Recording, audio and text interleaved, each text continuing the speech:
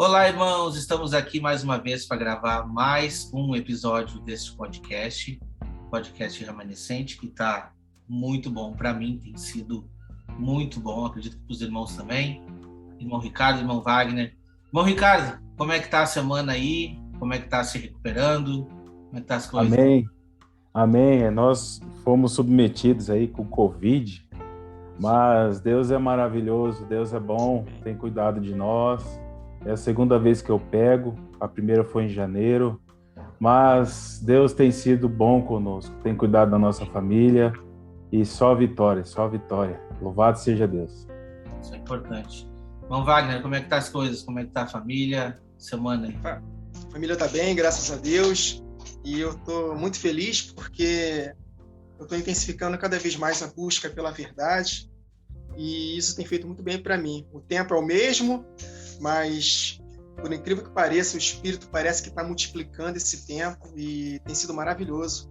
Porções de novas revelações têm chegado, fresquinha, e é isso. Quem busca, encontra, quem bate, a porta se abre, né? Então, todos nós vamos escolher dos frutos do nosso esforço, né? E Deus quer nos usar como um canal de bênção para as pessoas. Amém. Que bom, irmão Wagner, que bom, que Deus continue abençoando. Bom, a minha semana ela tem sido boa também, meu trabalho, graças a Deus, Deus tem abençoado. Amém. Eu ainda fiquei com resquício de tosse aí da Covid também, irmão, mas tirando isso, saúde, está tudo bem. E como falei no início, estamos muito contentes aqui com esse projeto de podcast. Estou contente pelos irmãos, com a nossa conexão, né? Deus tem se revelado aí grandioso para conosco. E estou feliz, irmão Ricardo, pelo canal.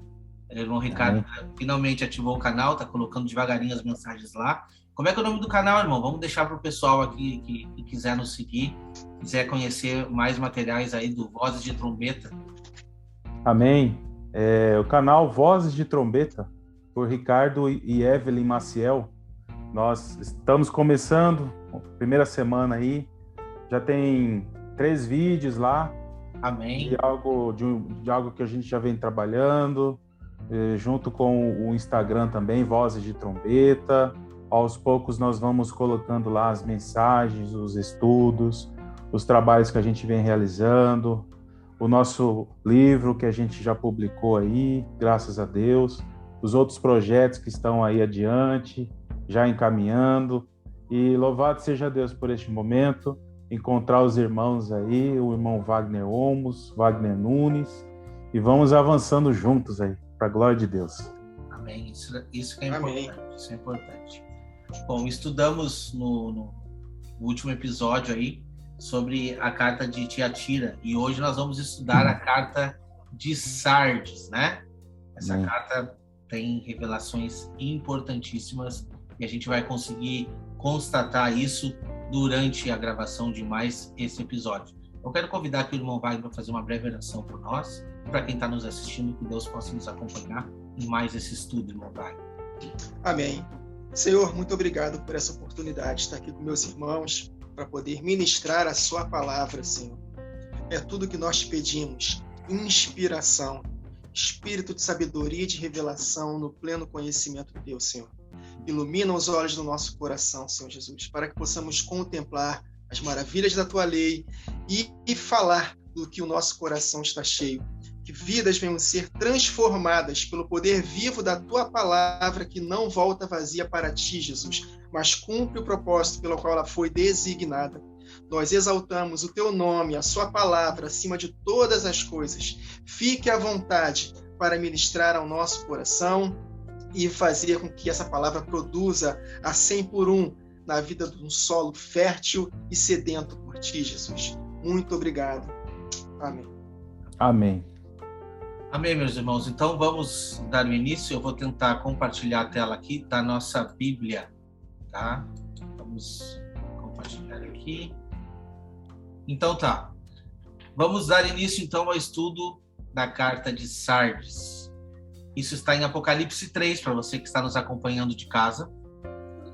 Apocalipse 3, no versículo 1, diz assim: E ao anjo da igreja que está em Sardes, escreve: Isto diz o que tem os 7 Espíritos de Deus e as 7 estrelas. como... e ele diz, né? Conheço as tuas obras, que tens o nome, que vives e está morto. O que a gente pode refletir nesse texto? Irmão Wagner Nunes. Amém. Tem duas questões aqui que me chamaram muita atenção. Os 7 Espíritos de Deus e as obras mortas. Não tem como não lembrarmos de Isaías capítulo 11, verso 2. Repousará sobre ele o Espírito do Senhor, o Espírito de sabedoria e de entendimento, Espírito de conselho e de fortaleza, o Espírito de conhecimento e do temor do Senhor. 7 características do Espírito de Deus. Mas aqui, num contexto, Deus está falando, conheço as tuas obras, nome de que vives, mas está morto por causa das suas obras. Eu vou ler aqui um texto de Provérbios, capítulo 8, versos 1 a 14, e nesse contexto aqui, nos fala das características desses mesmos espíritos aqui que nós lemos aqui, as características dos 7 Espíritos de Deus. Olha que interessante, no contexto de exortação também. Provérbios 8, de 1 a 14. Não clama, porventura, a sabedoria e o entendimento não faz ouvir a sua voz? No cimo das alturas, junto ao caminho, nas encruzilhadas das veredas, ela se coloca. Jesus é a sabedoria de Deus. Então, ele é o Espírito do Senhor. Tá? Só tem 3 características aqui do Espírito. Verso 3. Junto às portas, à entrada da cidade, a entrada das portas está gritando: a vós outros, ó homens, clamo, e a minha voz se dirige aos filhos dos homens. É Jesus clamando ao arrependimento. Entendei, ó simples, a prudência e vós nécios. Olha aí. Prudentes e nécios, nos lembram as virgens, 5 loucas e 5 prudentes. Entendei a sabedoria, ouvi, pois falarei coisas excelentes, os meus lábios proferirão coisas retas, porque a minha boca proclamará a verdade, os meus lábios abominam a impiedade. São justas todas as palavras da minha boca, não há nelas nenhuma coisa torta nem perversa. Verso 9. Todas são retas para quem as entende e justas para os que acham conhecimento. 4ª característica.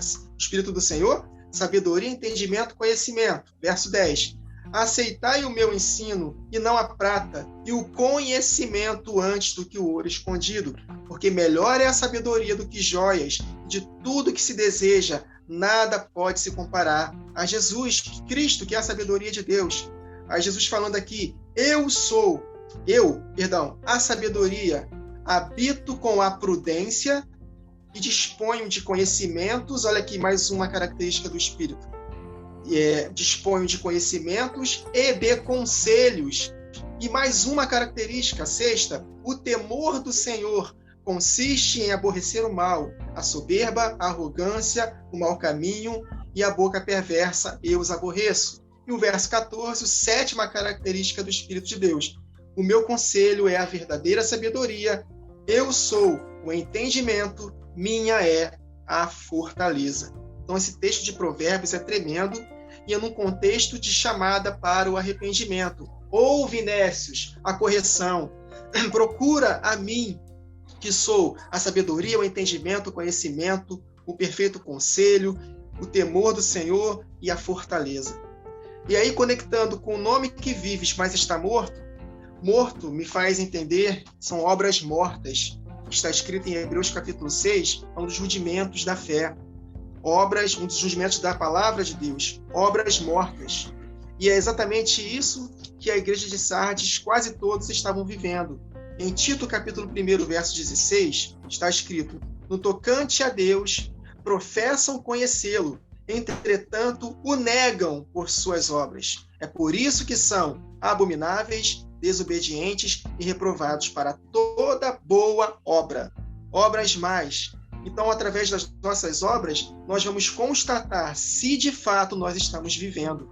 Em 2 Timóteo 2, eu não vou ler tudo aqui, está escrito lá que um vaso ele só será útil para o possuidor se ele se afastar do pecado. Então, conhecer a Deus somente não quer dizer que nós estamos obedecendo a Ele. Quantos lembram daquela passagem de Mateus 7, né? A partir do verso 22? Muitos me chamam Senhor, Senhor, mas não fazem o que eu mando. Naquele dia eu vou julgar vocês, por quê? Porque vocês, embora operassem grandes sinais e maravilhas, mas não obedeciam a minha palavra. Então apartem-se de mim, vós que praticais a iniquidade, porque eu não vos conheço. Por isso que 1 João capítulo 2, versos 4 a 6, está escrito que aquele que diz, eu conheço a Deus, mas não guarda os seus mandamentos, é mentiroso, e nele não está a verdade. Aquele, entretanto, que guarda a sua palavra, nele verdadeiramente tem sido aperfeiçoado o amor de Deus. Nisto sabemos que estamos nele, e aquele que diz que permanece nele deve também andar como ele andou. Então é isso que estava acontecendo com boa parte da igreja de Sardes. Eles tinham nome de que vives, mas por causa das suas obras mortas de pecado, eles estavam contaminando suas vestes e estavam mortos. E o Espírito de Deus, com as suas características, ele será extinguido da nossa vida, se nós perseverarmos em praticar estas mais obras. Para finalizar, não tem como não lembrar de 1 Tessalonicenses 4. Olha o que está escrito, a partir do verso 2. Pois vocês conhecem os mandamentos que lhe damos pela autoridade do Senhor Jesus. O Espírito do Senhor. O Senhor é o Espírito. Jesus Cristo é o Espírito.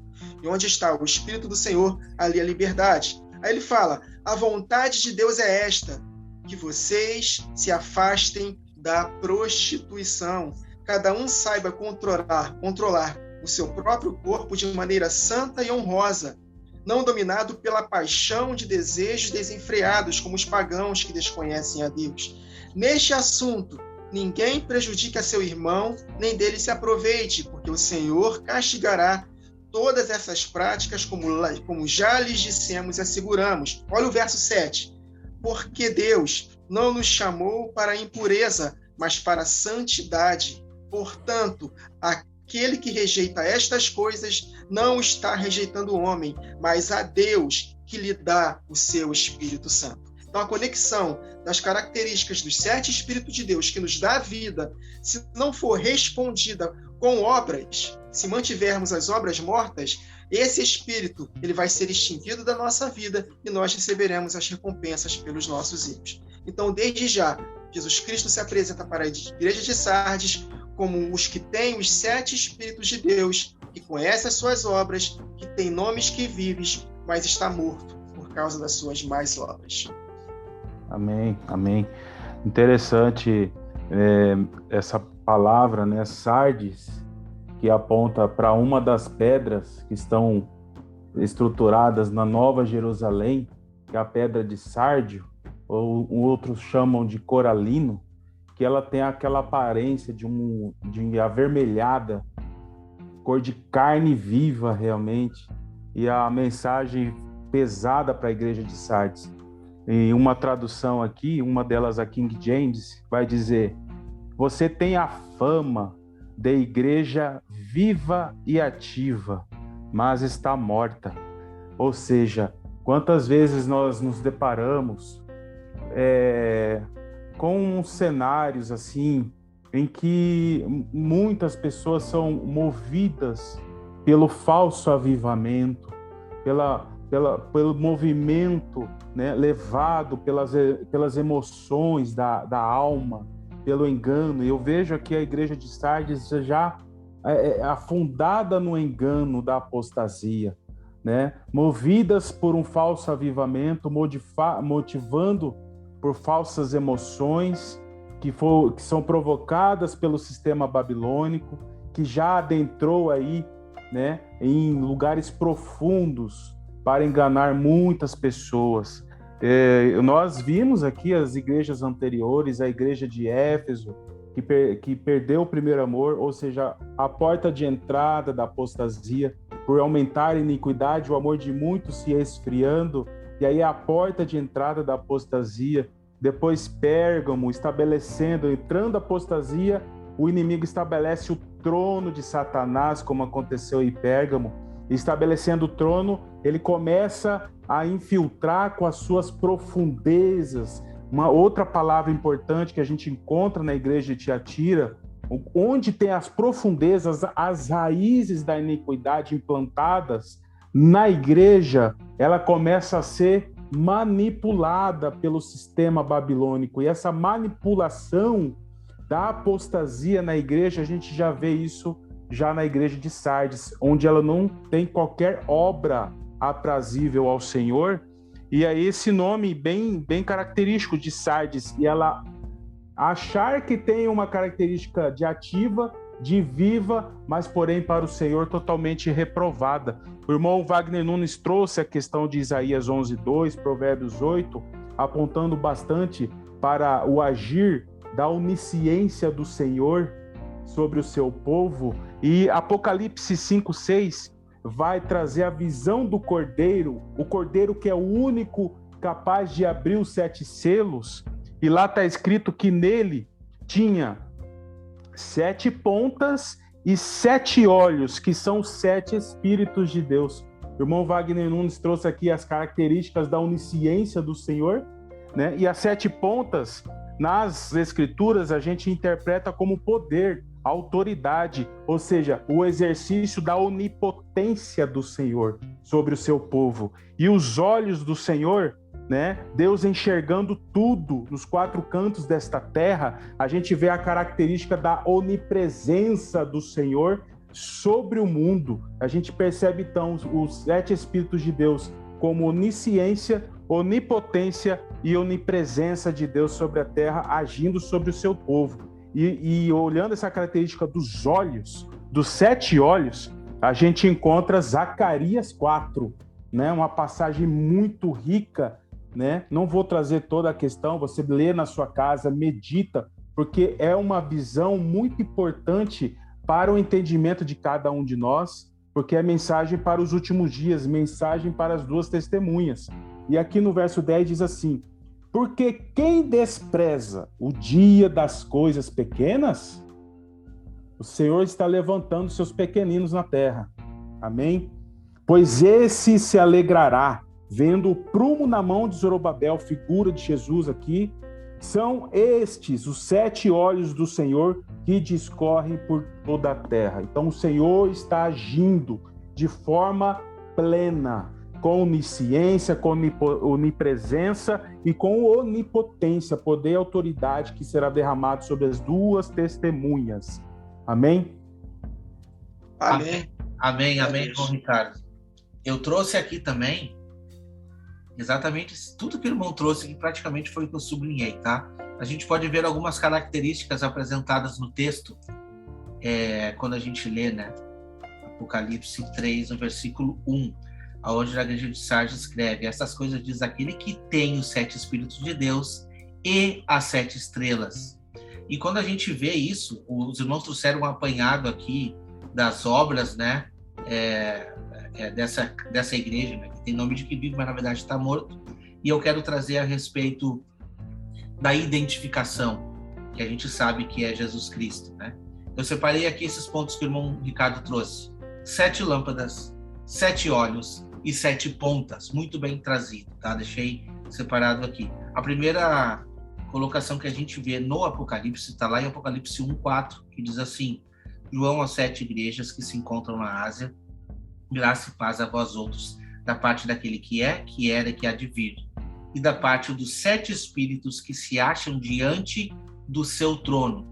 E a gente vê a referência de quem são esses 7 Espíritos, que é a ação do Senhor Jesus Cristo juntamente com Deus. 7 Espíritos. A gente pode ver em Apocalipse 4, no versículo 5, dizer assim: do trono saem relâmpagos, vozes e trovões, e diante do trono ardem as 7 tochas de fogo, que são os 7 Espíritos de Deus.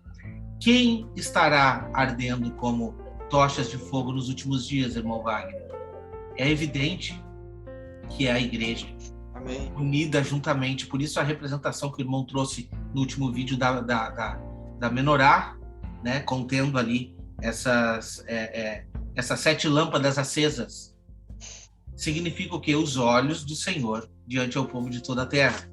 O irmão não trouxe, mas, irmão, desculpa, esse texto ele é muito importante. Eu preciso ler Zacarias 4. Eu separei porque a conexão é tremenda. Infelizmente, as igrejas de hoje em dia não abrem muitos profetas para trazer, mas se abrisse, eles iam ter a revelação profunda do livro de Apocalipse, né? Porque assim, olha, presta atenção quem são esses 7 olhos, esses 7 espíritos do Senhor. 4, versículo 1. Tornou o anjo que falava comigo e me despertou como a um homem que é despertado do seu sono.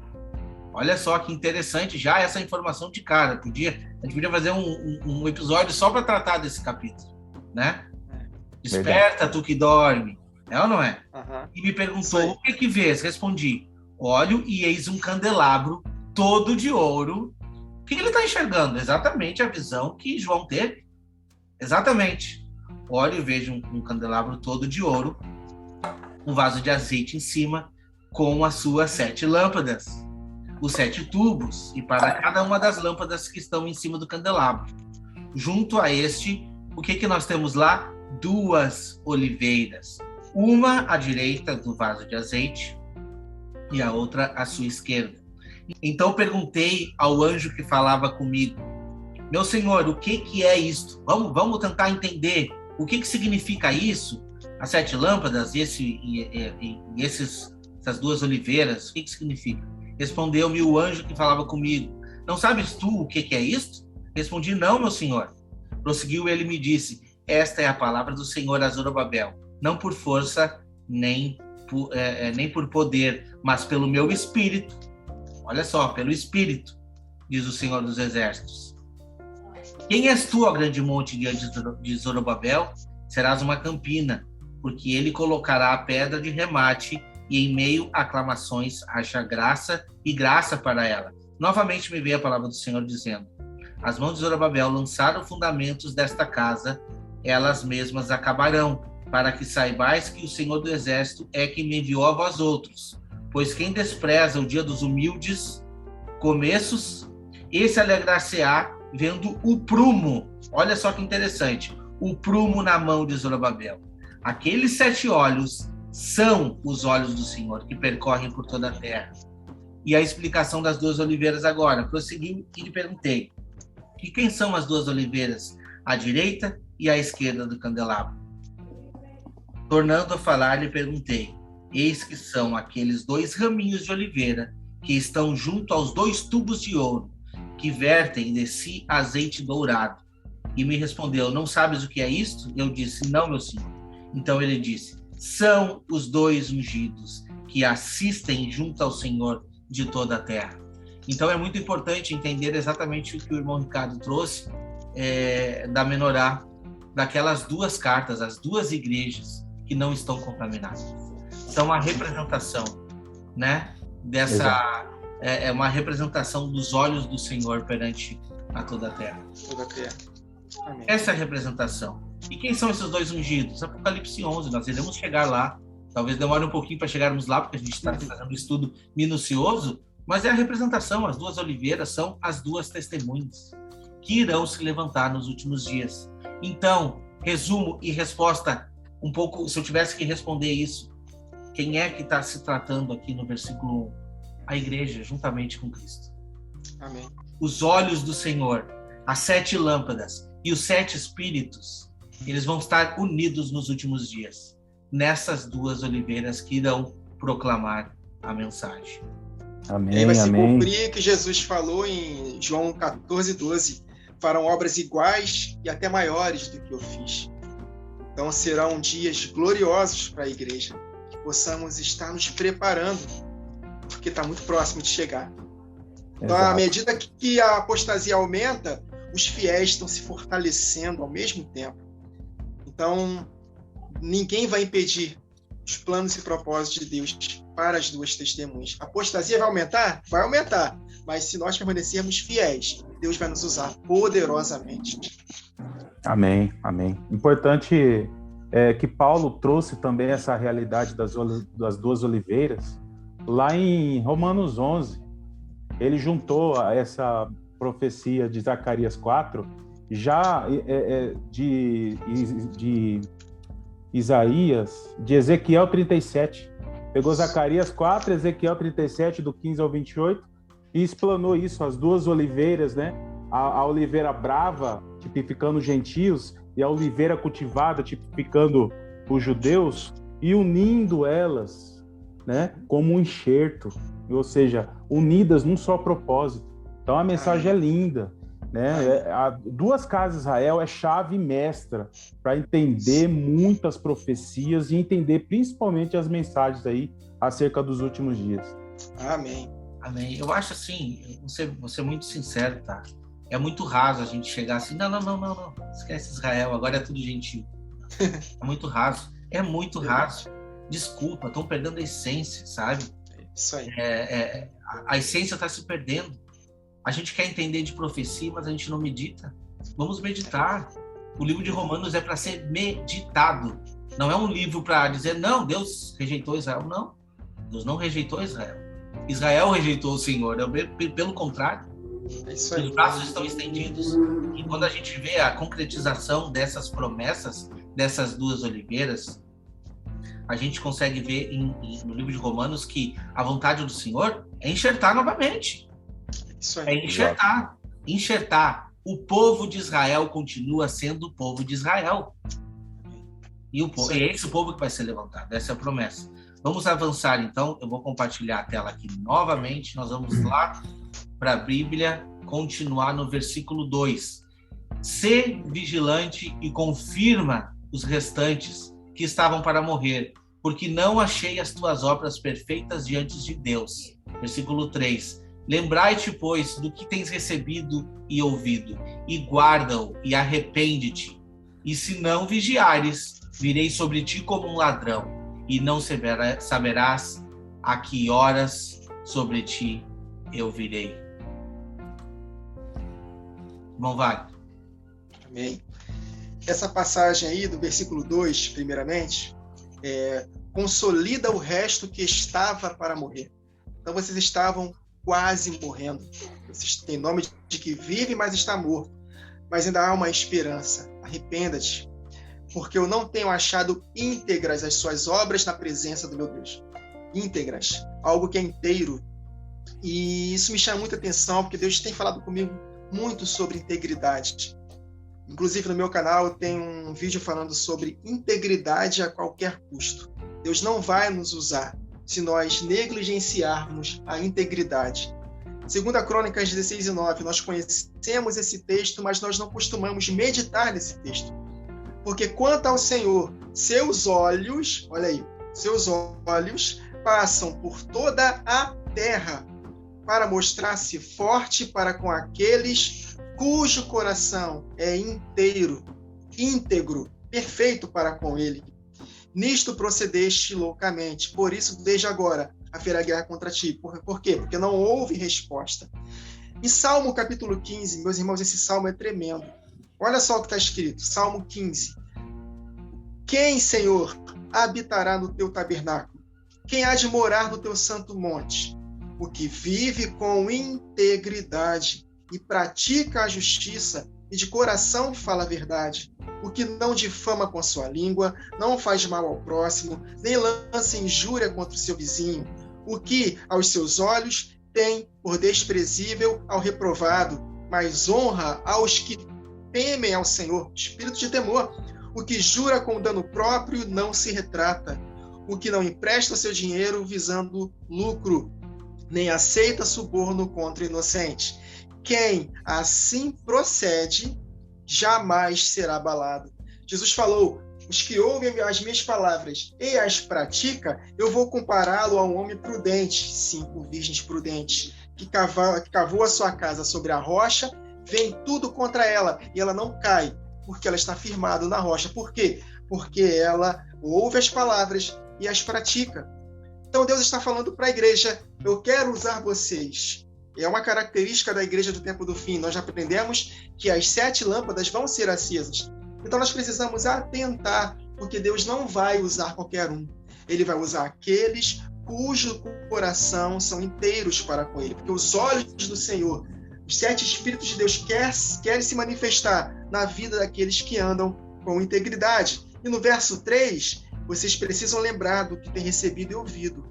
Guarda-o e arrepende-te, porque senão virei como ladrão, e não conhecerás de modo algum que hora virei contra ti.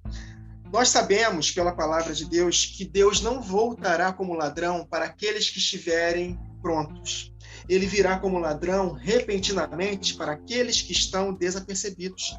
Em 1 Tessalonicenses 5, vou ler aqui: irmãos, relativamente aos tempos e às épocas, não há necessidade de que eu vos escreva, pois vós mesmos estáis inteirados com precisão de que o dia do Senhor vem como ladrão de noite.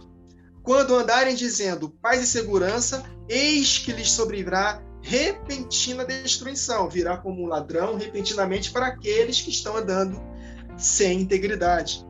Mas vós, irmãos, não estáis em trevas, para que esse dia como ladrão não vos surpreenda. Então, se nós andarmos com integridade, nos arrependendo das obras mortas, passarmos de fato a não apenas ter o nome que vive, mas viver de fato a palavra de Deus, ele de fato vai nos usar poderosamente e nós não seremos surpreendidos como ladrão, porque ele virá como ladrão para aqueles que não estão obedecendo a palavra. Em Apocalipse 16:15 está escrito: eis que venho como ladrão, bem-aventurado aquele que vigia e guarda as suas vestes. E vamos falar de vestes nos próximos versículos aqui de Sardes. Bem-aventurado aquele que vigia e guarda as suas vestes, para que não ande nu e não se veja a sua vergonha. Então, se nós, de fato, andarmos com integridade, em santificação, em reverência, em santo temor, Deus vai nos usar poderosamente. E qual é a única maneira de nós andarmos em santidade? Nos purificando pela palavra de Deus. Como disse o salmista, escondi a sua palavra no meu coração para não pecar contra ti. Então, se nós não formos limpos pela palavra, que continuamente nós alimentarmos na nossa mente, nós não teremos capacitação para andar em santidade. Por isso que nós aqui valorizamos a palavra de Deus acima de todas as coisas. Nós damos um jeito para investirmos tempo com a palavra, porque a nossa segurança está na palavra de Deus. Jesus falou para os seus discípulos: vós estáis limpos pela palavra que eu vos tenho dito. Ato contínuo. Então, pelo simples fato de eles estarem ouvindo a palavra de Deus, eles estavam sendo limpos. É a única maneira de não sermos cortados. Então, como frutificar? Se enchendo da palavra. Como andar em santidade, que é o sinônimo de frutificar? Se enchendo da palavra. Então, a palavra de Deus viva na nossa mente vai fazer com que nós falemos do que nosso coração está cheio e que vai fazer com que nós possamos proceder em conformidade com a verdade. A palavra de Deus é poderosíssima para nos capacitar a andarmos em santidade. Amém, amém. Louvado seja Deus. Interessante, o Wagner Nunes falou a respeito, onde houver paz e segurança, né, virá repentina destruição para aqueles que estão em trevas. Ou seja, os que estão em trevas, eles serão enganados com a falsa paz e segurança. Então não podemos ser surpreendidos por aquilo que as trevas oferecem. E faz lembrar aqui de Judas, no verso 3 e 4 aqui, ó: amados, procurando eu escrever-vos com toda a diligência acerca da comum salvação, tive por necessidade escrever-vos e exortar-vos a batalhar pela fé que uma vez foi dada aos santos, porque se introduziram alguns que já antes estavam escritos para este mesmo juízo, homens ímpios que convertem em dissolução a graça de Deus e negam a Deus, único dominador e Senhor nosso Jesus Cristo. Ou seja, existem pessoas que se infiltram, né, dominados pelo mal, né, e do engano para enganar outras pessoas. Isso a cada vez mais a gente percebe isso no cenário de hoje e isso tende a aumentar. Nós precisamos aumentar a vigilância, oração e batalhar pela fé, como Judas escreveu aqui. Amém, irmão. Amém, amém. Eu trouxe um texto aqui, que está lá em Tiago 2, do 18 ao 20, que diz assim: mas alguém dirá, tu tens fé, e eu tenho obras. Então, mostra-me essa tua fé sem obras, e eu com as obras te mostrarei a minha fé. Crês tu que Deus é um só? Fazes bem. Até os demônios crêem e tremem. Quer depois ficar certo, ó homem sensato, de que a fé sem obras é inoperante? Não foi por obras que Abraão, nosso pai, foi justificado quando ofereceu sobre o altar o próprio filho Isaque? Então, assim, ó, ali como diz, né, a respeito das obras, no versículo 2, ser vigilante e consolida o resto que estava para morrer, porque não tenho achado íntegra as tuas obras na presença do meu Deus. Então, hoje em dia, nós estamos acostumados a ver a questão das pessoas dizerem assim, não é raro, tá? Não, mas eu vou na igreja, essa é a minha obra. Eu vou na igreja, essa é a minha obra. Será que temos conseguido compartilhar de boas obras? Né? Porque é muito simples, irmão, muito simples. A obra pode ser patrocinada. Eu vou lá, eu levo o meu dízimo, eu levo a minha oferta na igreja e eu deixo quem está encarregado de fazer isso que faça. Eles fazem por mim, eu não preciso me mexer, me movimentar, entende? Muitas vezes a gente pensa assim, não, a gente tem que pregar o evangelho e esse evangelho tem que chegar a todas as nações. Eu vou mandar dinheiro para obreiros e fazer uma ação comunitária lá no Amazonas, na África, enfim. Meu irmão, a ação que você tem que fazer, as obras que tu tem que demonstrar, às vezes é dentro da tua casa. É a tua família, é a tua esposa, é o teu filho, é o teu irmão. Tu não precisa ir longe. Eu me lembro de um hino que a gente cantava quando eu estava na denominação, um hino muito bonito que diz assim, ó: um dia Cristo me falou, não é preciso transpor o mar para ser um missionário, entendeu? É só seguir o seu caminho e tu verás como é fácil ser para Deus um missionário. É simples. Quer ser missionário? Muda a tua vida. É isso aí. Demonstra na tua vida. Então, o que está sendo cobrado à igreja de Sardes são obras. E depois vem gente me dizer que eu não sou salvo por obra.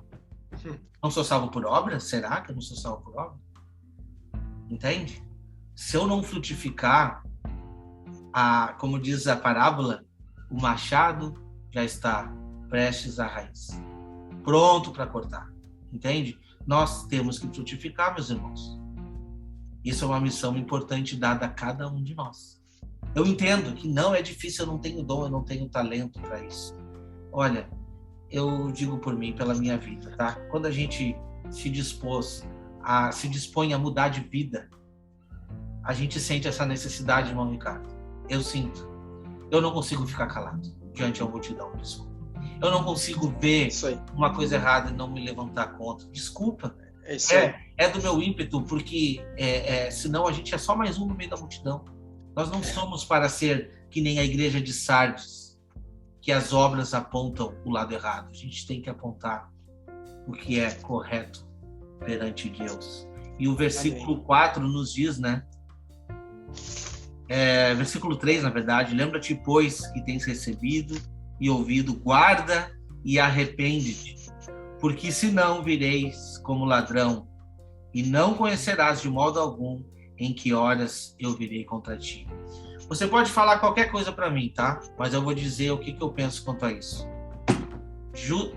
Para mim é ponto facultativo quanto a isso e não tem discussão. Aqui está falando de morte. Eu não sei o dia de amanhã. Não sei o que se passa comigo no dia de amanhã. Por isso que a gente vai trazer à tona tudo isso que eu falei no versículo atrás aqui. Se eu não cuidar da minha vida no dia de hoje, eu não sei o dia de amanhã.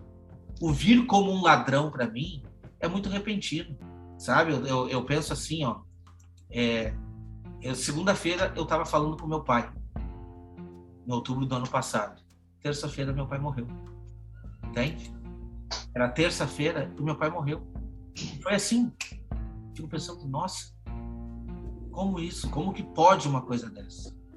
Tá? A gente está aqui conversando, daqui a pouco, quando vê um acidente. Hoje em dia, tu liga a TV, já escorre sangue pela TV. Infelizmente. Mas o que o versículo está trazendo para nós, gente? A nossa vida aqui é um sopro, a gente já sabe disso. É verdade. Então nós devemos de vigiar todos os dias. Não vamos esperar, vamos esperar aqui. Espera, vem um decreto dominical aqui, espera aí, união das igrejas, olha o Papa se levanta. Não, é a minha vida que mais importa. É a minha vida, entende? Se eu não me policiar hoje, amanhã eu posso fechar meus olhos e não estar mais aqui. O que tu tá almejando? O que tu tá almejando? A tua vida terrena aqui ou a tua vida celestial? O que tu tá almejando? Eu quero dormir todos os dias com a minha consciência tranquila de estar fazendo a vontade de Deus. Amém. Louvado seja Deus. E olhar para as coisas que são de cima é uma dica. Olhar para a eternidade. Não ficar preso às coisas desta terra, às coisas que nos prendem. Porque isso aqui tudo, o que Deus deu para nós, ou vai dar ainda neste lugar, são recursos. Você não tem bens aqui. Você tem recursos. O que é que você está fazendo com os recursos que o Senhor lhe confiou na tua mão? É para edificar vidas ou é para apenas acumular riquezas que podem ser corroídos aí pela ferrugem? Você precisa ser o mordomo, né? E servir pessoas com aquilo que Deus colocou na sua mão. Isso são obras que Deus requer de você, obras da fé. Amém. O irmão citou Judas, capítulo 1, para que nós possamos batalhar pela fé. Aí eu lembrei da passagem de Lucas, capítulo 18, né? Quando o Filho do Homem voltar, porventura achará fé na terra? E o contexto de Judas para batalhar pela fé é não deixar ser seduzido pelos falsos profetas, pelos falsos mestres que praticam iniquidade. Então, sem fé, é impossível agradar a Deus. Fé com obras, porque a fé sem obras é morta. Então, Jesus, ele quer achar fé na terra quando ele voltar. Agora, se nós morrermos hoje, Jesus já voltou para nós. Por quê? Segue-se o juízo. Então, nós não sabemos o que vai acontecer conosco amanhã. Se Deus quiser, viveremos. Não só viveremos, como faremos isso, faremos aquilo. Então, isso tem que gerar temor no nosso coração. Porque, de fato, a gente não sabe o dia de amanhã. Por isso que é importante nós sermos vigilantes e atentar para nós mesmos. Tem um texto de Timóteo, que o apóstolo Paulo fala para Timóteo. Timóteo, tende cuidado de ti mesmo, para que, ensinando aos outros, você não venha a ser reprovado. Então, você não precisa só se preocupar em salvar aos outros. Você precisa também olhar para a sua própria vida. Tome cuidado contigo mesmo. Então, meus irmãos, é um privilégio poder servir a Deus, ter a habitação do Espírito, mas, ao mesmo tempo, é uma enorme responsabilidade. Por isso que o temor é o princípio da sabedoria, é o princípio de tudo. Então, nós precisamos resgatar o temor devido a Deus, porque a imagem de Deus que estão colocando nas igrejas, boa parte das igrejas, é um Deus bobão, um Jesus que passa a mão na cabeça de todo mundo, que ama a todos, independente das obras. Não, nós estamos aprendendo aqui, só nessas cartas às igrejas, a seriedade que Jesus trata com a sua igreja. E ele faz duas promessas, ou para o bem ou para o mal. Então, que possamos escolher a vida, para que possamos viver. Se nós escolhermos o mal, ele não está de brincadeira. Vai acontecer juízo. Então, que possamos alcançar esse equilíbrio, considerar a bondade e a severidade de Deus. Isso é muito importante. Por isso que o Espírito que habita em nós é um espírito de moderação, de equilíbrio. Então, Ele nos dá sabedoria para poder discernir essas coisas. Verdade. O irmão Ricardo trouxe uma colocação ali e eu tinha um texto anotado que eu não ia trazer, mas agora o irmão Wagner já coroou aí e eu vou trazer esse texto porque ele dá o fechamento e ele se encaixa muito bem com essa carta que a gente está lendo aqui de Sardes, né? Olha só, Tito 1, do 15 a 16. Todas as coisas são puras para os puros. Todavia, para os impuros e descrentes, nada é puro. Porque tanto a mente como a consciência deles estão corrompidas. No tocante a Deus, professam conhecê-lo, entretanto, o negam como? Por suas obras. É por isso que são abomináveis, desobedientes e reprovados para toda boa obra. Então, a questão de obras aqui também como eu falei, depende da gente. Depende muito de nós. Agora, se as nossas obras nos apontam esse lado reprovável, como que a gente acha que o Espírito de Deus vai agir dentro de nós para que a gente cumpra as boas obras? Não vai agir, meu. Desculpa, mas não vai. É muito claro, não vai agir. Vamos avançar então. O próximo versículo é o versículo 4, eu acredito. Tens, contudo, em Sardes, umas poucas pessoas que não contaminaram as suas vestiduras e andarão de branco junto comigo, pois são dignas. Mas são poucas. Olha só, são poucas, mas dignas. Que interessante. Ricardo. Amém. Então, olha, são poucas, né? Alguns não mancharam suas vestes com este mundo. E aí eu volto aqui de novo para Judas. Judas aqui no final tem algo bem interessante.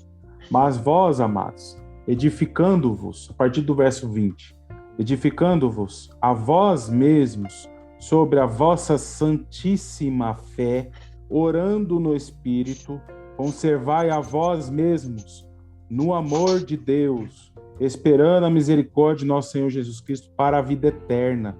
E apiedai-vos de alguns que estão duvidosos, e salvai alguns, arrebatando-os do fogo. Tende deles misericórdia com temor, aborrecendo até a roupa manchada da carne. Ora, aquele que é poderoso para vos guardar de tropeçar e apresentar-vos irrepreensíveis com alegria perante a sua glória. Interessante esse verso 23 aqui, né? A questão da roupa manchada. E essa roupa manchada faz alusão às coisas deste mundo. A iniquidade, ela está totalmente envolvendo este mundo, e este mundo, as coisas do mundo, estão entrando na igreja, estão enganando muitos domésticos da fé. E para quê? Para alavancar, para fomentar a apostasia nesses últimos dias. Então, nós precisamos meditar nesse verso aqui, porque se apenas alguns não mancharam as suas vestes, é porque realmente o inimigo tem laços que muitos não enxergam. E aí nós precisamos estar atentos, porque como atalaias do Senhor, precisamos avisar quando o inimigo está chegando, como está escrito lá em Ezequiel 33. Amém. Vestiduras, na palavra de Deus, é a nossa condição diante dele. E aqui em Sardes está falando que poucas pessoas não contaminaram suas vestiduras. É o que o Senhor Jesus falou, né? A porta é estreita, o caminho apertado, são poucos. E devido ao aumento da maldade, Jesus profetizou em Mateus 24, o amor da igreja se esfriaria de quase todos. Meus irmãos, quase todos é muita gente. Então, há uma possibilidade enorme de nós nos desviarmos da fé se nós não batalharmos por essa fé. Então, nós precisamos tomar muito cuidado. E as vestiduras são importantíssimas. Quando Jesus voltar, está escrito em Apocalipse 19, que os justos serão vestidos de linho finíssimo. E essa vestimenta dos justos são os atos de justiça por eles praticados. E ele falou aqui, andarão de branco comigo porque são dignas, merecedoras. Essa é a palavra. Aí eu vejo uma definição muito desequilibrada da graça. Favor e merecido. Calma aí. Vamos aprender. Jesus ter vindo a esta terra morrer por nós, é claro que nós não merecíamos. Nada de bom fizemos para que Jesus morresse por nós. Agora, para que os benefícios da cruz se tornem realidade na nossa vida, deve haver resposta. E a resposta do homem, eu posso dizer para vocês, é o merecimento. Porque se nós não respondermos a ele, ele não se manifesta. De que me adianta um favor imerecido, porque ele morreu na cruz, e eu rejeitei a essa cruz, e eu fui condenado? De que me adianta? Se é um favor imerecido, eu sou salvo, independente das obras. E aí que o calvinismo entra em cena. Essa doutrina maligna de que não importa o que nós façamos, se Deus nos escolheu, nós seremos salvos, independente das obras. Se ele nos escolheu para o inferno, vamos para o inferno. Então nós temos que tomar cuidado e entender a palavra. É muito simples. São dignas, merecedoras. Por quê? Porque andaram em santidade. E essa parte da vestidura, os irmãos citaram Zacarias 4, eu não vou deixar de ler Zacarias 3, que está falando acerca das vestes do sumo sacerdote Josué, que estavam sujas. Vamos ler? Zacarias capítulo 3, a partir do verso 1. Deus me mostrou o sumo sacerdote Josué, o qual estava diante do anjo do Senhor. O anjo do Senhor aqui é Jesus. E Satanás estava à mão direita para se lhe opor. Satanás estava resistindo a ele. Mas o Senhor disse a Satanás, o Pai disse a Satanás, o Senhor te repreende, ó Satanás. Sim, o Senhor que escolheu a Jerusalém te repreende. Não é este o tição tirado do fogo? Olha o detalhe, verso 3. Ora, Josué, trajado de vestes sujas, estava diante do anjo. Tomou este a palavra e disse aos que estavam diante dele, tirai-lhe as vestes sujas. A Josué disse também, eis que tenho feito que passe de ti a tua iniquidade. Apartai-vos de mim, vós que praticais a iniquidade. Olha aí, se arrependa, e te vestirei de finos trajes.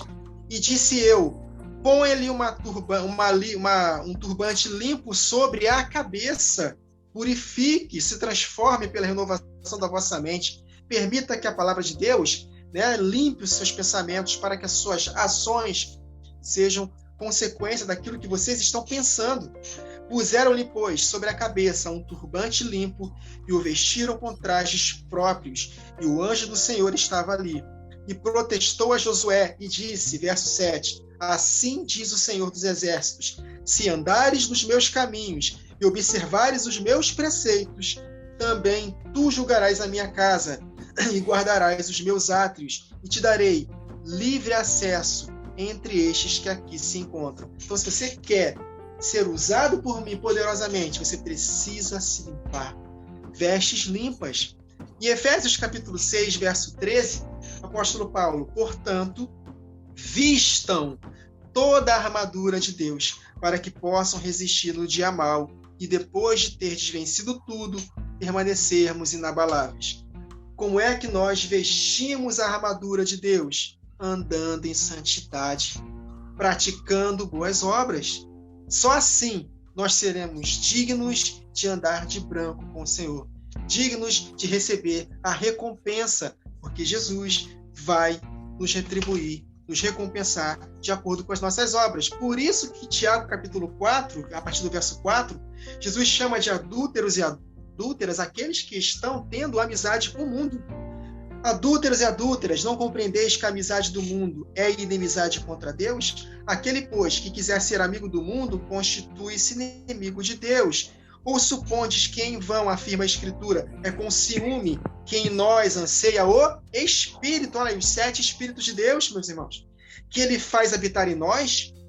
Antes, ele dá maior graça, pelo que diz, Deus resiste aos soberbos, mas dá graça aos humildes. Humilhai-vos, portanto, sujeitai-vos, portanto, a Deus, que resistia ao diabo, e ele fugirá de vós. Satanás estava se opondo ao sumo sacerdote Josué, porque ele estava com vestes sujas. E aqui em Tiago 4, se nós limparmos as nossas vestes, andando em obediência, Satanás vai fugir de nós. Ele vai nos opor se nós continuarmos andando no pecado, mas se nós andarmos em santidade, colocando essa armadura, vestindo a armadura de santidade, vamos resistir ao diabo e ele fugirá de nós. E o maligno não nos tocará.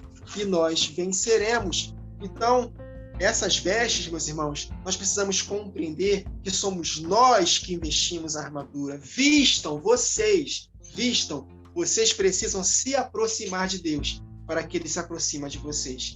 Então, é uma escolha diária. Todos os dias, nós precisamos escolher nos envolver com a palavra para que a palavra de Deus se manifeste em nós e nos capacite a vencer as tentações da carne. E o temor do Senhor, uma das características dos 7 Espíritos de Deus, o temor de Deus, conforme está escrito em Provérbios, é afastar-se do mal. Nós escolhemos nos afastar do mal. Então é uma luta diária constante e nós precisamos andar nessa batida, nesse batidão aí, andando em santidade todos os dias da nossa vida, porque se nós não escolhermos esse caminho da santidade, nós não veremos o Senhor como Ele é. Sem santificação, ninguém verá o Senhor. Amém. Amém. Na verdade, assim, na verdade, as pessoas hoje, elas querem a vestidura branca, elas olham para esse texto e elas pensam assim, não, nós vamos usar vestiduras brancas lá no céu. Essa vestidura branca, a igreja vai ser encontrada vestida essas vestiduras brancas. Já vai estar na igreja. O que você está esperando? Tá? Porque a igreja institucional de hoje em dia, eles querem aquele culto bonito, a igreja bonita, ornamentada, bota melhores vestes para ir lá, mas no nosso interior não há mudança, não há obras que testificam, não há arrependimento. O que é essa vestidura branca? Vestidura branca, na verdade, ela é manchada de vermelho. É o que a palavra nos diz, manchada de vermelho. Como uma vestidura branca pode ser manchada de vermelho? Lavada nas vestes do cordeiro, entendeu? Quando o sangue toma conta da vida do crente que acreditou, ele faz parte daquele ritual das festas, ele aceitou o cordeiro. Qual é o próximo passo depois de aceitar o cordeiro? É tirar todo o fermento, tirar toda a maldade, tirar toda a malícia, fazer parte, assim como Paulo falou, das festas dos pães asmos, os asmos da sinceridade, entende? Porque do contrário, não existe veste branca, me desculpa, entendeu? Você pode botar a melhor roupa que for para ir na igreja. Vou me vestir de branco para passar o ano novo, para trazer tudo de bom para minha vida. Você pode crer no que você quiser, mas o que a palavra de Deus está nos mostrando não é isso. Essa veste não vai ser comprada, tá? Essa veste, ela é adquirida todos os dias, por mim e por você, quando a gente tira todo esse fermento. E lá em Apocalipse 7, a gente vê ali, né, a visão dos glorificados. Olha que interessante, no versículo 13, um dos anciões tomou a palavra dizendo: estes que se vestem de vestidura brancas, quem são? De onde eles vieram? Respondeu-lhe: meu senhor, tu sabes. Ele então me disse: são estes os que vêm da grande tribulação e lavaram suas vestiduras e alvejaram no sangue do Cordeiro. Como assim? Esses são os que vieram da grande tribulação? A igreja não quer passar pela tribulação? Mas não, meus irmãos, vão passar por tribulação. Essa vestidura branca adquirida, ela tem um preço. Ela tem um preço. E o preço é renegar o meu eu todos os dias. Senão, eu não vou encontrar essa vestidura. Entende? Então, aceitar o sangue é o primeiro passo. Lavar as minhas vestiduras do sangue do Cordeiro é o primeiro passo. Entende? O segundo passo é, todos os dias, tirar o fermento da minha vida. Eu não estou falando isso literal, não. Isso é o compreendimento da realidade desta sombra, que é tirar tudo aquilo que vem a contaminar o corpo, porque sabemos que o nosso corpo é o corpo de Cristo, onde todos nós, bem ajustados, crescemos para santuário, para a habitação do Espírito Santo. Então, que a gente possa meditar nesses pontos. Irmão Ricardo. Amém. Só complementar aí, os irmãos colocaram bastantes passagens. É interessante esse paralelo aí das festas que o irmão Wagner trouxe. E todas as solenidades do Senhor envolvem o tabernáculo. E o tabernáculo tem 3 ambientes. Ambiente do átrio, onde tem um altar de sacrifício, tem a bacia de bronze para lavar e trocar as suas vestes. E aí, com as vestes novas, você entra no lugar santo. O lugar da igreja é num lugar santo com o Santíssimo. Lembra que quando Jesus morreu, o véu rasgou?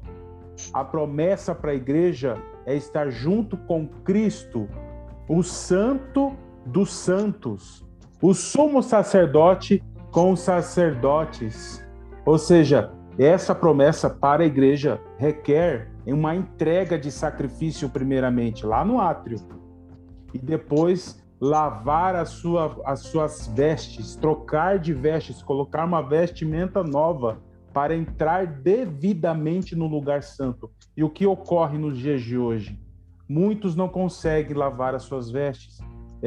São pessoas que ficam no círculo vicioso do sacrifício, presos no pecado. Eles sacrificam o seu novilho, não cumprem os seus votos de poder ter o conserto com o Senhor e de prosseguir na lavagem das suas vestes. Eles voltam a pecar, voltam a cometer os seus erros, ficam presos pelo engano, presos pelas doutrinas humanas, doutrinas de demônios, presos nos pecados, com os desejos carnais, e eles não saem do altar de sacrifício, não chegam na promessa de lavar as suas vestes e entrar no lugar santo, de serem acesos e realmente exercer reino e sacerdócio com o Senhor.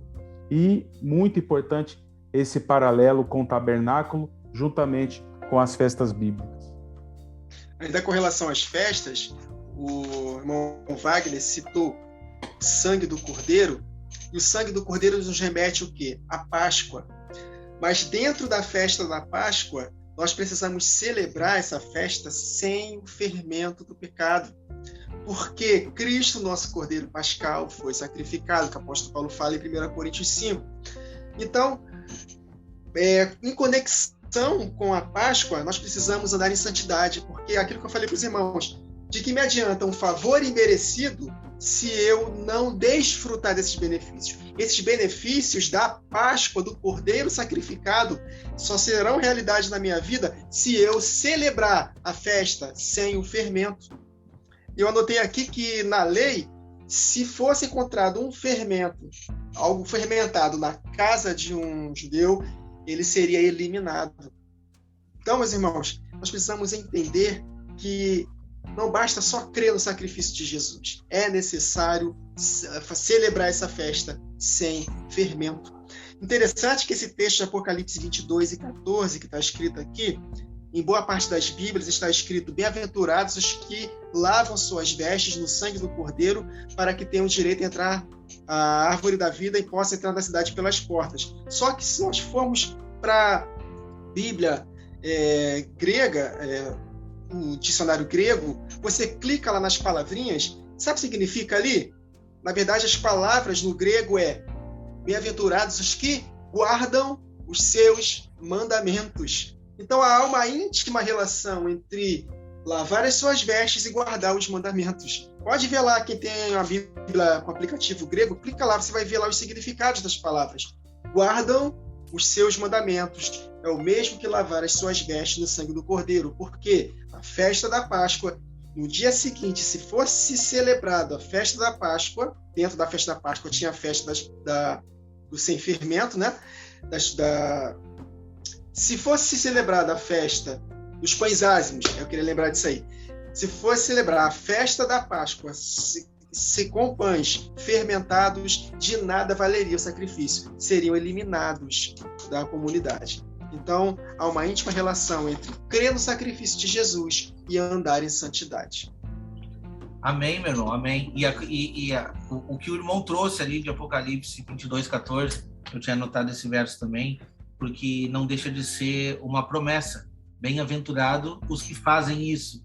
E a promessa é a mesma, trazida ali no versículo 5. Ao vencedor será assim, vestido de vestiduras brancas, e de modo nenhum apagarei o seu nome do livro da vida. Pelo contrário, confessarei o seu nome diante do meu Pai e diante dos seus anjos. Hoje, no nosso estudo lá do grupo de WhatsApp, eu escutei, eu acho que foi o irmão Wagner que falou sobre isso, do nosso nome estar desde que a gente nasce no livro da vida. Amém. Porque nós somos predestinados para a salvação. Então, quando a gente entende sobre predestinação, é exatamente isso. Predestinado para a salvação. O que vai mudar esse curso é nós mesmos. Se a gente mudar esse curso, é por conta própria. Porque Deus nos dá o livre-arbítrio. Agora Ele quer que todos se salvem. Entende? Então, Ele quer que todos se salvem. Então, o direito do nome no livro da vida, nós já temos. O nome já está lá. A gente só tem que manter. Como que a gente faz para manter, irmão Ricardo? Manter essa essa característica, né, é muito importante. Nós ficamos meditando, né, no nosso dia a dia, tantas lições que a gente precisa resetar na mente. Me lembro aí de Romanos, né, 12, transformai-vos pela renovação do vosso entendimento, da vossa mente. Quantas coisas a gente, durante toda essa vida, a gente vem com as amarras de muitos pensamentos, muitas doutrinas, né? E nós deparamos assim com a palavra de Deus quando nos entregamos, às vezes numa situação, num cenário de adversidade. Nós temos um encontro pessoal com Deus, e nesse encontro pessoal com Deus, nós começamos a entender o propósito. A predestinação, a eleição, é para cumprimento de um propósito. E muitos focam muito na salvação, mas existe um propósito que está relacionado com a sua eleição. E graças a Deus que temos a oportunidade de hoje, como diz lá em Hebreus, o dia é hoje de você entender o propósito de Deus para a sua vida, de você realmente enxergar o propósito, enxergar o porquê é que você está aqui, para seguir um direcionamento conforme o Senhor predestinou antes da fundação do mundo para a sua vida. Então isso é muito importante. Quando nos encontramos com o Senhor, e o meu encontro foi com a palavra, louvado seja Deus por isso. E eu tive, graças a Deus, a oportunidade de entender esse propósito das duas casas de Israel, nas festas, entender as sombras, entender o motivo, o porquê que eu estou aqui hoje. Amém. É para cumprimento de um propósito, para confirmar a minha eleição, aquilo que o Senhor colocou para a minha vida desde a fundação do mundo. Amém. Amém. Amém. Então, o Wagner citou, né, a questão que a gente conversou no WhatsApp hoje, de que, na verdade, o nome é escrito no livro da vida desde quando nós somos concebidos. Porque o desejo de Deus não é criar um homem para perdição. Que Deus louco é esse que os calvinistas ensinam? Um Deus que cria um homem para perdição? Não, Deus cria um homem com amor. Se nós lermos lá o Salmo 139, nós vamos ler lá a maneira como nós fomos tecidos no ventre da nossa mãe, com amor, com carinho. Não importa a maneira como fomos concebidos, até mesmo através de um estupro, não importa. Foi concebido um espírito, foi Deus que formou. Então, o nome está escrito no livro da vida. Agora, ele é riscado do livro da vida quando não há arrependimento. É o que está escrito aqui em Êxodo, capítulo 32, versos 31 a 33. Moisés intercedendo pelo povo que estava caindo na gandaia lá no episódio do bezerro de ouro. Tornou Moisés ao Senhor e disse: Ora, o povo cometeu grande pecado, fazendo para si deuses de ouro. Agora, pois, perdoa-lhe o pecado, ou se não, risca-me, peço-te, do livro que escreveste. Só que Jesus falou: eu não vou perdoar só porque você está intercedendo. A nossa intercessão é muito importante, queridos, mas a nossa intercessão, ela dá oportunidade para que essa pessoa se arrependa. Eu nunca me esqueço de uma parábola do Senhor Jesus, em Lucas 13, acerca de uma árvore que não estava dando fruto e ela foi dita para ela ser cortada, porque ela não estava dando frutos e estava ocupando a terra inutilmente. Mas um intercessor falou: não, deixa mais um ano, coloque sobre ela estrume para que ela possa dar fruto. Se der fruto, bem. Se não der fruto, pode cortar. Então, a nossa intercessão não tem o poder de salvar ninguém. A nossa intercessão faz com que Deus promova circunstâncias para que aquela pessoa possa se arrepender. Então, aqui, Moisés falou para Deus: risca o meu nome do livro, mas perdoa esse povo. E olha a resposta de Deus: riscarei do meu livro todo aquele que pecar contra mim. Moisés, eu não vou riscar o seu nome do livro, porque você não está pecando contra mim. E também não vou salvar aquele povo só porque você está intercedendo por eles, porque eu vou riscar o livro, aquele que pecar contra mim. Então a alma que pecar, essa morrerá. Então a sua intercessão foi válida, tanto que Deus adiou, porque Deus queria eliminar naquele momento o povo.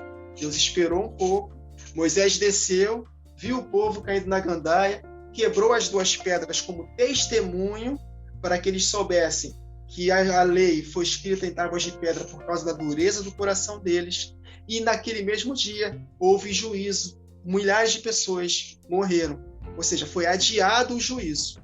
E a tribo de Levi, né, se arrependeu e se aproximou de Moisés, e foi ali que a tribo de Levi foi escolhida para exercer o sacerdócio, da mesma forma que nós lemos aqui do sumo sacerdote Josué em Zacarias 3. Você quer exercer o sacerdócio?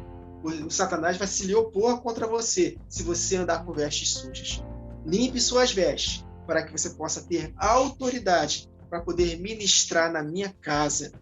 Então, meus irmãos, Deus, ele escreveu o nome do livro da vida de todo ser humano que veio existir. Mas é o ser humano que vai escolher a vida ou a morte, a bênção ou a maldição. Se ele escolher a maldição e ele não se arrepender, aí sim o seu nome será riscado. Então, nosso nome não é escrito no livro da vida quando nós nascemos de novo. Não, nosso nome é escrito no livro da vida desde antes da fundação do mundo. Ele sim, ele pode ser riscado de acordo com as nossas obras. Amém, amém. Amém. E para encerrar, o versículo que está em todas as cartas, o mesmo versículo: quem tem ouvidos, ouça o que o Espírito diz à igreja. A minha pergunta para você de casa é: você tem ouvido? Você tem ouvido? Você tem orelha? Você tem ouvido? Então ouça. Ouça, sabe? É simples, meus irmãos. Ouça. Volte nas outras cartas, vá lá e ouça. São 7 espíritos. E 7 vezes, durante as 7 cartas, é repetido o mesmo versículo no final. Quem tem ouvidos, ouça.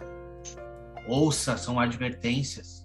Nós não estamos aqui, comentei com o irmão Wagner antes de nós começar a gravação, a gente estava conversando, não estamos aqui de brincadeira. Quanto que o irmão Ricardo está ganhando? Nada. Irmão Wagner, quanto? Nada. Nós, quer dizer, a gente sabe o que a gente está ganhando. Nós estamos tentando, buscando almas para Jesus. Essas advertências que nós estamos trazendo aqui não é para botar medo em você. Não. É para que você ouça. Nós estamos cumprindo aquilo o que o início do versículo nos diz. 7 lâmpadas, 7 olhos, 7 pontas. Nós somos os 7 castiçais. E se a gente se unir junto com as 2 oliveiras que vão levar essa mensagem adiante, então a gente vai cumprir esse objetivo. E se o Espírito de Deus estiver habitando dentro de nós, a gente vai conseguir fazer com que as pessoas ouçam. É simples. As pessoas não querem ouvir. Hoje em dia as pessoas não querem ouvir. Eu canso de falar muitas vezes para pessoas conhecidas: meu irmão, deixa eu te mostrar que não, eu não quero ouvir. Não quero ouvir. Eu não quero ouvir. E tem outras profecias que diz, né? Não fale, não sei ler, não quero ouvir, não quero. Eu tenho que respeitar, no mínimo. Entende? E a gente precisa respeitar nesse ponto. Mas a minha missão aqui é falar. Se você veio parar aqui nesse canal hoje, se você veio parar no canal do irmão Wagner hoje, no canal do irmão Ricardo hoje, e você está escutando essa mensagem não é minha. Essa mensagem não é do irmão Ricardo. Essa mensagem não é do irmão Wagner. Essa mensagem é uma mensagem de Deus falando ao seu coração. Então, que a gente possa ouvir, tá? Nós estamos aqui dedicados a cumprir essa missão. Agradeço a todos que estão conosco avante. E uma das formas que você pode fazer para pregar esse evangelho é compartilhando a mensagem. Se você não tem nenhuma ferramenta hoje, você tem um botãozinho chamado compartilhar, para que mais pessoas possam ouvir. É só isso que a gente pede de você no dia de hoje. E principalmente, na verdade não é só isso, o principal que a gente pede é que você medite no que foi dito e que você acorde enquanto é tempo, tá? Irmão Ricardo, suas considerações finais, eu vou te pedir antes, o que vem a nos trazer na próxima carta. Porque essa próxima carta eu tenho tanta coisa para falar, mas eu vou deixar para chegar nela. Mas o irmão vai fazer como é que é, um spoiler da próxima carta para nós. Próxima carta, sexta igreja, a igreja de Filadélfia, igreja valiosíssima, tem mensagem ali, vamos ter que penar para poder fazer um só podcast aí para falar de Filadélfia, porque ela, junto com Esmirna, ela não se encontra falha diante do Senhor, ela se encontra digna, íntegra diante do Senhor, apontando para as duas testemunhas junto com Esmirna. Louvado seja Deus. Bom, vai. Desculpa. E para dar minhas considerações finais aí, vou ler só um verso aqui de Isaías. Está escrito aqui, Isaías 61:10. Regozijar-me-ei muito no Senhor. A minha alma se alegra no meu Deus, porque me vestiu de veste de salvação, me cobriu com um manto de justiça, como um noivo que se adorna com atavios e como noiva que se enfeita com as suas joias. Né? Mensagem importante aí, nós trabalhamos hoje, Igreja de Sardes, momento gracioso, valioso, tenho só a agradecer ao irmão Wagner Olmos, Wagner Nunes, que são pessoas que já moram aqui no meu coração, junto com a nossa família. Muito obrigado. Não vai. Amém. Eu só tenho a dizer uma coisa. Encham-se da verdade. Você que está assistindo esse podcast aqui nos canais, encham-se da verdade. Nós não estamos falando aqui porque nós começamos a meditar um mês atrás. Isso aqui são anos, queridos. Anos de estudo, anos de dedicação. Eu vou só finalizar contando um testemunho da minha vida bem rápido. Há um tempo atrás, eu estava planejando estudar, cair dentro para poder ter uma profissão rentável. Mas o Espírito Santo falou comigo: Wagner, dedica tempo comigo. Abre mão de estudar. É meu caso, tá, meus irmãos? Não estou dizendo que todos vão parar de estudar, não é isso. Cada um tem a sua particularidade com Deus. E eu abri mão, investindo tempo, a hora que eu acordo até a hora que eu começo a trabalhar, envolvido com a palavra. Na hora do almoço, palavra. Na saída do trabalho para casa, palavra. Então, eu estou sempre dedicando esse tempo com Deus. Então, a bagagem que nós temos hoje da palavra foi muito tempo gasto. Nós abrimos mão de muitas coisas, meus irmãos, para poder se encher da palavra. Eu poderia estar ganhando muito mais, mas eu escolhi a palavra de Deus. E Deus foi tão misericordioso, tão bondoso, que no meu trabalho eu já fui promovido nesse período 3 vezes. E o salário que eu ganho hoje, eu poderia não ganhar o que eu estou ganhando hoje se eu tivesse estudado muito. Então, meus irmãos, Deus cuida de nós. Amém? Então, escolham. Peça a Deus direção. Peça a Deus estratégia. O livro de Josué, se vocês lerem, é tremendo. Para cada reino conquistado, uma estratégia diferente. Então, Deus quer usar o seu corpo do seu jeito, como você é, da sua maneira, com a estratégia que Deus está colocando no seu coração. Mas jamais deixe de se envolver com a palavra. Faça de tudo para poder adquirir sabedoria. Da mesma forma como o mundo procura prata e ouro, procure a sabedoria. Porque quem bate vai achar. Esse verbo conjugado no grego é um verbo contínuo. Batei, continue batendo e não parem de bater, vai ser aberto a vocês. Peçam, continuem pedindo e não parem de pedir, e vocês receberão. Busquem, continuem buscando e não parem de buscar, e vocês receberão. Com certeza, nós seremos cheios do Espírito Santo se nós buscarmos a Deus de todo o nosso coração. E Ele vai nos dando estratégias para que nós possamos ter tempo de qualidade com Ele. Acima de todas as coisas, meus irmãos, encham-se da palavra. Não passem um dia sequer sem meditar na palavra de Deus, porque dessa disciplina dependerá a nossa própria vida. Guardar o nosso coração na palavra de Deus, para que nós possamos ser transformados pela renovação da nossa mente e possamos experimentar e comprovar a boa, agradável e perfeita vontade de Deus. Não esquecendo de um detalhe simples: nós vivemos aqui por pessoas. E se nós estivermos vazios da palavra, nós não vamos ter um bom conselho para as pessoas. Então, se quisermos aconselhar uns aos outros, exortar mutuamente uns aos outros, edificar uns aos outros, pregar arrependimento aos pecadores, nós precisamos estar cheios da palavra.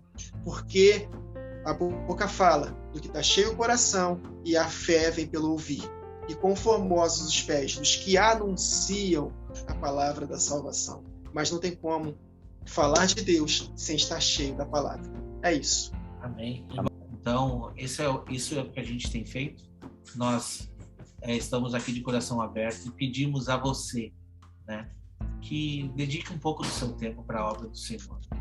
Tá? Coisa simples que possa ser feita na sua vida, que possam fazer a diferença na vida de outras pessoas. E assim a gente vai estar frutificando.